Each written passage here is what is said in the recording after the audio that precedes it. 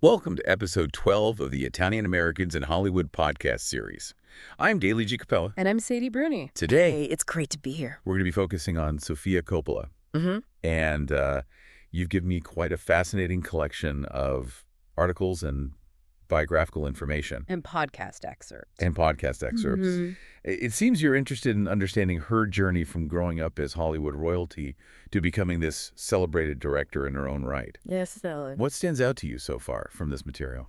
Well, right away, we see how her family background shaped her path. You know, she's the daughter of Francis Ford Coppola. She was literally born into the world of filmmaking. Yeah. And not just her father. Right. Her grandfather, Carmine Coppola, was a film composer. Yes. And her uncle, Roman Coppola, is also a filmmaker. Mm-hmm. It's remarkable how filmmaking seems to be woven into the very fabric of their family. It makes you wonder how much of her career path was influenced by that environment versus, her own innate talent. That's a really good point. And we do see her appearing in her father's films from a very young age. Oh, yeah. Even a small role in The Godfather as a baby. Mm-hmm. And then, of course, there's her more prominent role as Mary Corleone in The Godfather Part 3. Right, which unfortunately attracted a lot of negative attention. It did. Some critics argue that this experience pushed her away from acting, but other sources suggest it was a deliberate choice to explore her creativity behind the camera. If you're enjoying this, please subscribe for daily shorts and video podcasts. Definitely. I am curious about these other creative explorations because it seems she didn't just jump straight into directing. No, not at all. She took a winding path before fully committing to directing. Yeah. She dabbled in painting, launched a fashion line called Milk Fed in Japan, and even did some modeling and photography. That's right. I remember reading about her fashion line. Yeah. Fascinating how all those seemingly disparate interests could then come together in her filmmaking. Absolutely. Her artistic background is often cited as a key to understanding her visual style, the dreamy, ethereal quality of her films, her use of soft lighting and pastel colors.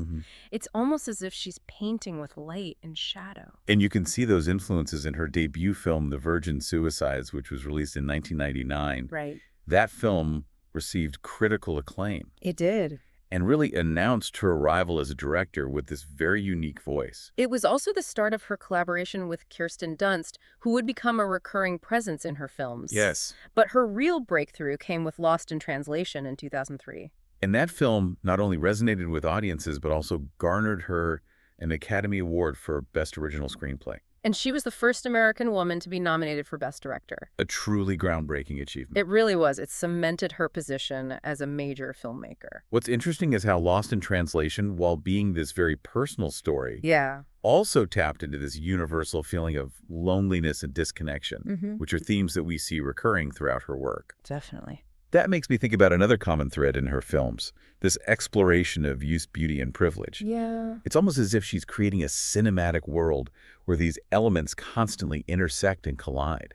And she does so with such a specific aesthetic. Think about Marie Antoinette, the historical drama set against the backdrop of lavish costumes and opulent settings. But even amidst all the beauty, there's a sense of melancholy, a feeling of isolation that the visuals actually amplify. That's such a good point, and we see that even in films. Wouldn't you say? Yes, absolutely. Even in films like Somewhere and The Bling Ring, which, while very different in tone and subject matter, still retain that signature Sofia Coppola style. Visually striking. Yes. And emotionally resonant. Absolutely. Yeah. It's fascinating how she can take a topic that seems inherently glamorous, like the life of Marie Antoinette, and still manage to infuse it with a sense of longing and isolation. It's as if she's showing us the other side of the coin. Right. The price that comes with that level of fame and privilege. Right. And that perspective is what makes her work so compelling. She's not afraid to challenge our preconceived notions of beauty and success. You mentioned that you included an article about Priscilla in this material. I did. It seems she's continuing to explore those themes in her latest release. Yeah. Which focuses on Priscilla Presley's life with Elvis. That film has garnered a lot of attention because it presents a very different side of Elvis Presley. It delves into the darker domestic side of their relationship as experienced by Priscilla. It's interesting that she chose to adapt Priscilla's memoir for the screen.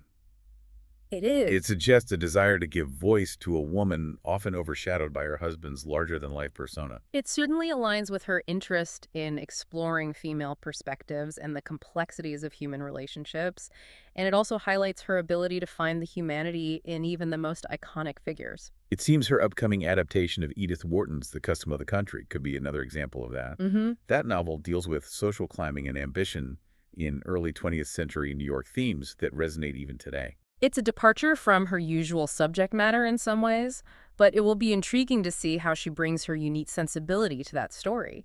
The fact that she's chosen to adapt this particular novel speaks to her range and her willingness to push herself creatively. I'm also curious to hear your thoughts on her book Archive. Yes. It's a collection of behind-the-scenes material from her career, including photos, scripts, and her own personal notes. It's a treasure trove for any film enthusiast. What struck me is how meticulous she is in her approach to filmmaking. Every detail is carefully considered, from the costumes to the soundtrack to the overall mood and atmosphere she creates. It sounds as though she's a true auteur, someone with a clear vision who oversees every aspect of her films. I believe that's an accurate assessment. She's not just a director, but a visual artist, a storyteller who uses the medium of film to express her unique perspective on the world.